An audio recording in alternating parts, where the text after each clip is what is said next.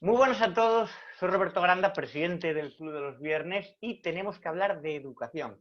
No me refiero a nuestros políticos que han hecho del Congreso un patio de corralas, parece un espectáculo chabacano, soez y denigrante, no. La ley CELA, la nueva ley de educación, una vez más la educación como arma política, y es que seguimos muy lejos de llegar a un pacto de Estado en esta materia, algo que reclama la sociedad desde hace mucho. Y sin embargo, ahora es usada por este gobierno de rodillo, ¿no? Sin escrúpulos, para contentar a sus socios, que son los nacionalismos periféricos y sectores que apuestan ampliamente, además sin ningún tipo de pudor, por la desintegración de la nación y la voladura constitucional. El gobierno pacta con Esquerra la eliminación del castellano como lengua vehicular, entre otras cosas. Voy a presentar ahora a mis dos compañeros o personas del ámbito educativo que van a estar aquí. Flor Suárez Fernández Quevedo, profesora del Colegio del Pilar desde hace 35 años y promotora de la Plataforma por la Libertad de Enseñanza. Flor, bienvenida. Muchas gracias. Buenas tardes. Tardes, noches o cuando estén viendo esto los espectadores. Nosotros estamos grabando por la tarde, pero bueno. Y también está Alfonso Aguiló, presidente de la Confederación Española de Centros de Enseñanza, fundada nada menos que en 1977 y que reúne a miles de centros privados y concertados de toda España. Alfonso, bienvenido. Muy buenas tardes. Bueno, en primer lugar, quería que me dierais vuestra opinión, porque yo quiero escucharos a vosotros. ¿Qué hay de cierto en lo que se dice del castellano? ¿Qué hay de cierto en que se obligará a que los niños con discapacidad sean derivados a centros ordinarios sin atender la opinión de los padres ni de los profesionales? ¿Y qué opináis básicamente sobre la nueva ley CELA de educación? Quien quiera, Alfonso, Flor, me da igual el orden.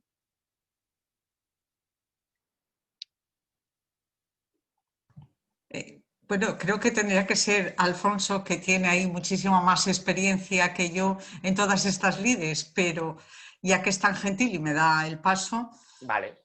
Hay tres preguntas las que planteas, Roberto. Por orden, ¿no? Vamos por orden y responde a la que quiere. Vale, perfecto. Bueno, pues vamos de lo general y luego ya tendremos tiempo a ir a lo particular. Lo que opino de la ley CELA, como digo también en la plataforma, la denomino como una mala ley para un mal momento. Entonces, creo que tiene una serie de puntos que siempre están haciendo de la educación el gran problema del Estado español.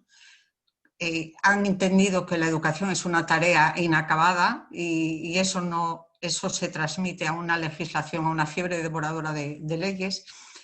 Y yo, un poquitín para dar entrada al tema, yo empecé a leer un poquito el proyecto de ley y ya no fijándome en la técnica legislativa, que deja bastante que desear, porque su exposición de motivos nada tiene que ver con las exposiciones, por ejemplo, de la ley de Villar-Palasí o anteriores, ¿no? Es mala formalmente y es mala de contenido. Y yo creo que atenta, contra los 10 mandamientos, ¿no? Contra el artículo 27 de la Constitución, que además tiene 10 apartados y yo considero que son los 10 mandamientos de la educación, que se reconducen a uno, como los 10 mandamientos, y yo diría que es que se reconducen a el derecho de todos a la educación, que parece que está conseguido, y por supuesto es un ataque frontal a la libertad de enseñanza en todos sus métodos. Calidad de educación y libertad de enseñanza. Entonces yo dejaría un poquito abierto esto y diría lo que pone, me parece, la exposición de motivos de la ley de Villar-Palasí, que habla de que la ley no pretende vencer, sino convencer. Bueno, pues en este caso la ley lo que pretende es imponerse, es vencer y no convencer. Y creo que ahí Alfonso podría ser muchísimo más explícito y hablaría de todo este problema ahora, ¿no? Alfonso Aguiló. Muy bien. Vamos a ver, nosotros estamos muy defraudados con esta ley porque a la LOMCE se le acusó y el propio Partido Socialista y la coalición de gobierno actual pues acusó a la LOMCE de que era una ley sin consenso, que se había impuesto y ahora pues ellos vuelven a hacer lo mismo. O sea, es una ley que se tramita precipitadamente, que no ha tenido debate. Ha habido diálogo, pero un diálogo en el que no nos han hecho ni caso. O sea, porque si al menos hubieran cambiado una coma de lugar, pues mira, habría servido de algo el diálogo, pero un diálogo en el que no sirve, en el que no se negocia nada, pues no es un diálogo propiamente. Luego, las principales cuestiones que ha reformado son cuestiones ideológicas ajenas a los problemas reales de la educación. Porque, por ejemplo, la asignatura de religión no es un problema de nuestro sistema educativo.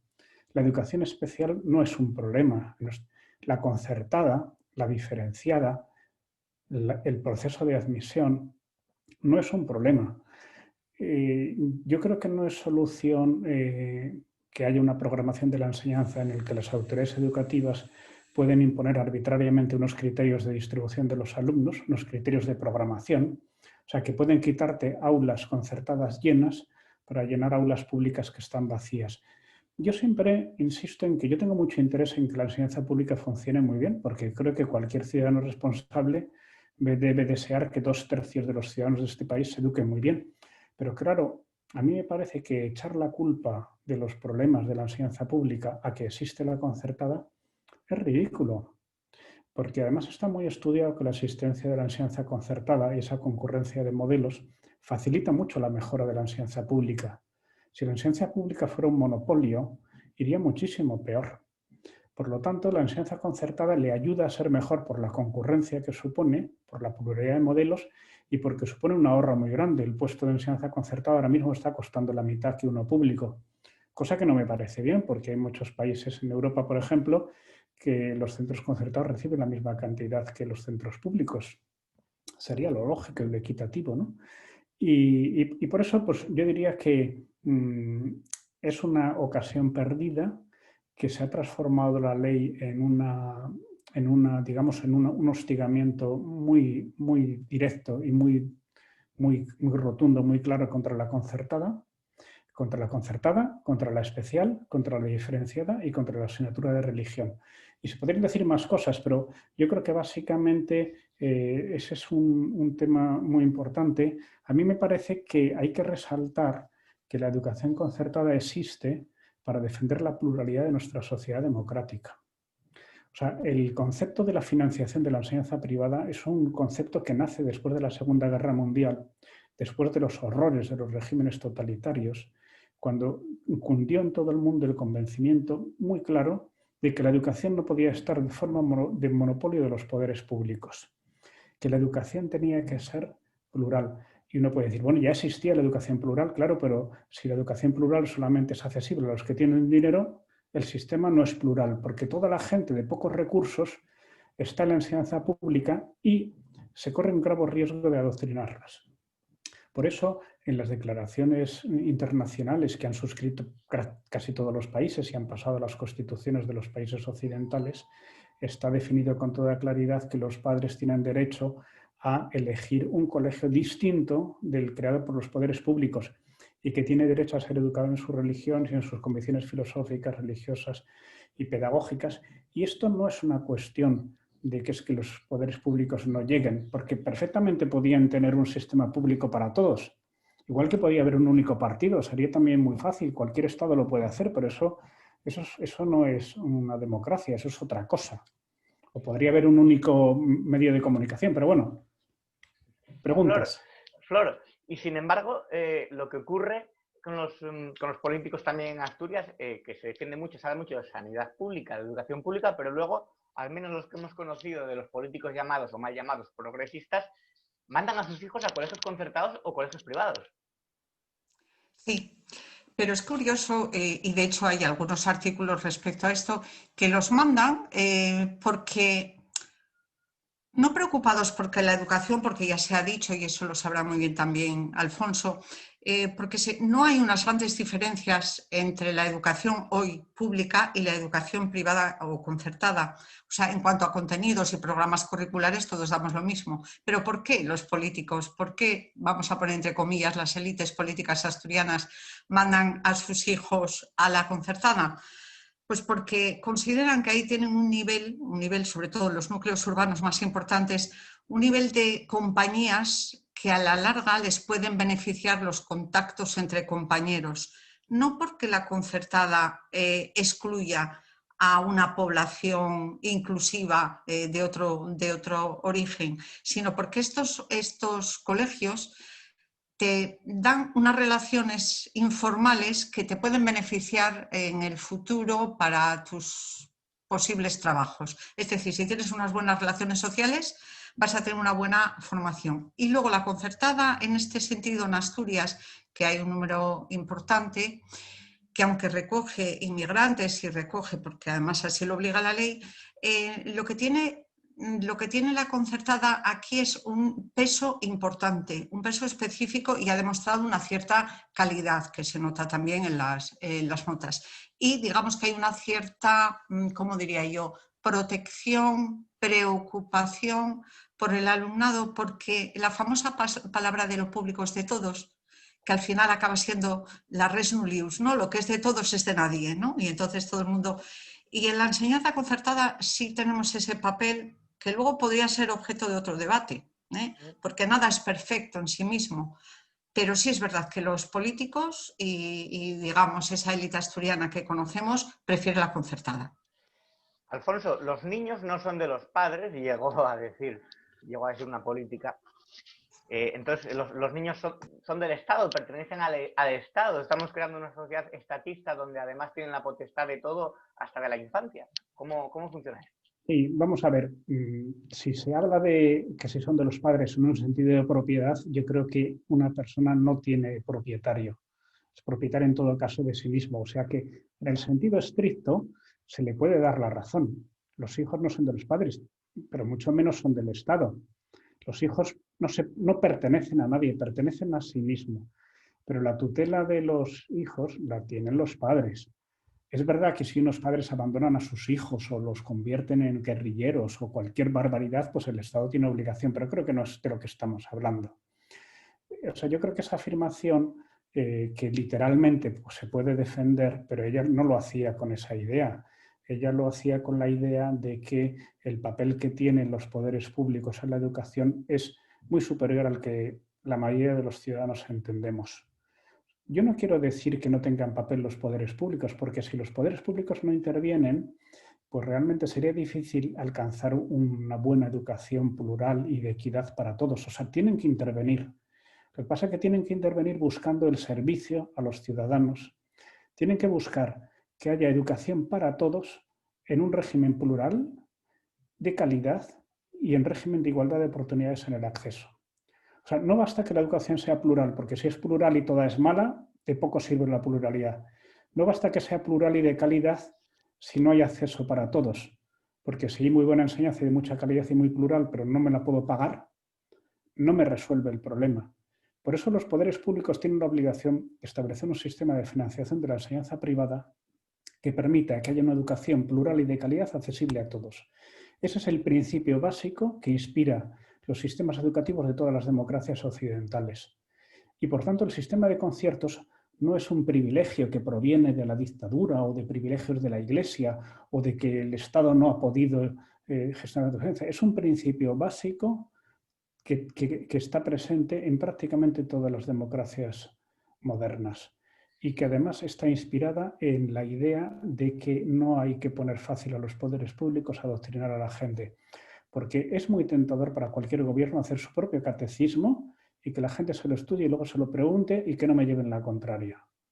Y esto se queja mucho de la confesionalidad de la religión, pero me parece que lo que no puede ser es decir que no haya religión en la escuela porque yo ya pongo la mía y que nos sometan a una religión del Estado. Claro, Flor, todos los políticos hablan siempre de un pacto de Estado de educación, pero cuando llegan al poder eliminan la ley de educación anterior y quieren poner la suya propia, sin distinción de signo. Por eso, ¿qué es necesario, qué falta para que haya un gran pacto de Estado de educación y no que sean siempre leyes políticas o que sean usadas como arma política? Bueno, es una pregunta que el otro día me la planteaba yo. Permíteme que empiece con esa introducción. En el siglo XIX hubo una fiebre en este país devoradora de constituciones. Todos los partidos que accedían al poder cambiaban la Constitución, de tal manera que las constituciones no eran de Estado, eran de partido. Y eso es lo que se está haciendo con la educación. ¿Y qué pasa con la educación? Que no debería de ser un arma arrojadiza y, como bien decía Alfonso y bien planteabas tú, no puede ser un tema de arrojar frente al otro, es decir, yo me apropio de la educación, entendiendo que la educación es una tarea inacabada, pero no se puede estar legislando continuamente. Es más, la educación no debería de estar sometida a tanta juridicidad, porque tendría que haber una ley de mínimos, porque la relación maestro-profesor tiene que ser la de, y yo creo que hay una confusión de lenguaje. Nosotros tenemos que instruir y los padres tienen que educar. Y mientras hay esa confusión, entramos en este detalle, o sea, una legislación de mínimos básicos. Pero no se puede estar haciendo una ley de máximos cada vez que cambia el gobierno. Entonces pasamos por esa fiebre devoradora de legislaciones que no nos lleva nada más que al enfrentamiento. Y claro, ¿cuál es el enfrentamiento? Entender la educación bien como un derecho o libertad o como un derecho, una prestación. Si empezamos a entrar en que es una prestación de servicio público, ahí ya la concertada va de hermana pobre, de hermana subsidiada, de hermana que conciertas con ella para evitar tanto gasto, descentralizo el servicio público, lo liberalizo, lo privatizo. Y ahí está. Yo entiendo que la educación no se puede entender, por mucho que se dé igualdad de oportunidades a todos, como un derecho a prestación. La educación ha de ser la instrucción con mínimos y donde la libertad, libertades individuales, entra la religión, que la religión es un bien común, no es el patrimonio de la Iglesia, es un bien que va a redundar en la sociedad. Entonces, yo creo que esa es una cuestión que me preguntas que tiene mucho fondo y sería objeto de debate casi solo de ello, pero siempre queremos adoctrinar y siempre queremos ideologizar demasiado lo que no debería estar tan ideologizado y sobre todo tan juridizado. Es decir, menos regulación y más amplitud de miras y más dejar al profesor esa libertad de cátedra y a los padres elegir los centros que ellos quieran, la libertad. Un derecho a libertad, más que un derecho a prestación. Alfonso, me has dicho que habéis estado en el Congreso, que habéis tomado declaraciones, que habéis estado de alguna manera manifestando. ¿Qué medidas tenéis pensadas para poneros a esta ley CELA? ¿Qué nuevos movimientos va a haber? ¿Cuál va a ser lo próximo que podamos Mira, esperar de la...? estamos teniendo concentraciones delante del Congreso, que hemos tenido ya 3. Vamos a tener otra el día 19 por la mañana, a las 12 de la mañana, que es cuando se va a votar en el Pleno la Ley de Educación. Luego tiene que pasar al Senado. Para el domingo que viene, el día 22, hemos convocado una manifestación en muchas ciudades españolas, que vamos a tener que hacerla en vehículos, porque es la única forma ahora de manifestarse. Se van a imprimir una serie de banderas para que se vea que estamos por esto, para que no piensen que son unos locos que van... y queremos que mantener este arraigo tan enorme que tiene ahora mismo esta plataforma Más Plurales, este movimiento ciudadano que representa a diversas asociaciones de padres, de titulares, de sindicatos, de alumnos de educación especial, de asignatura de religión. O sea, hemos querido además que sea una plataforma no política y digamos que no llevamos las siglas de ninguna de las organizaciones. Allí todos llevamos las siglas de lo que es este gran movimiento, que no queremos capitalizar ninguno de los que estamos allí. Todo lo que queremos es servir a luchar por los derechos que quieren recortar. Y dice, ¿qué vamos a conseguir? Yo tengo esperanzas de que reflexionen y mejoren la ley. La verdad es que no demasiadas, pero tengo. Pero si no lo hacen, cuando llegue su aplicación en las comunidades autónomas, que es la hora de la verdad, nos tendrán enfrente en cada ciudad. Y se darán cuenta de que no pueden atropellar los derechos de la gente, o por lo menos no les va a salir gratis, lo van a pagar caro en las urnas. Pues con ese mensaje de que no les va a ser gratis y que nos van a tener enfrente, me quedo. Flor, muchas gracias por estar aquí. Te mando un saludo afectuoso a Asturias, a mi tierra. Yo estaré pronto por allí, espero estar pronto también visitando la tierra nuestra, ¿no? Nuestra patria querida, como decís. Muy bien. Yo quería aprovechar para decirle a Alfonso Sí. que nos hemos apuntado como plataforma en apoyo a Más Plurales y que pensamos también hacer algunas actividades en Asturias en ese sentido. O sea, que cuentan con nuestro humilde apoyo. Y Roberto, las puertas no sé si están muy abiertas en Asturias porque yo estoy confinada. O sea, que esperemos a que vengas el día 18. Alguna forma de ir encontraré, no te preocupes, que Muy ya bien. tengo yo salvoconductos. Alfonso Aguiló, muchas gracias también por estar aquí y espero que esta entrevista sirva sobre todo para la gente y para mantener para mantener esa batalla, ¿no? Esa trinchera contra este gobierno inadmisible y felón en muchos aspectos. Muy bien, pues nada, me ha encantado de conoceros. Muchas gracias a los dos. Un abrazo, hasta pronto.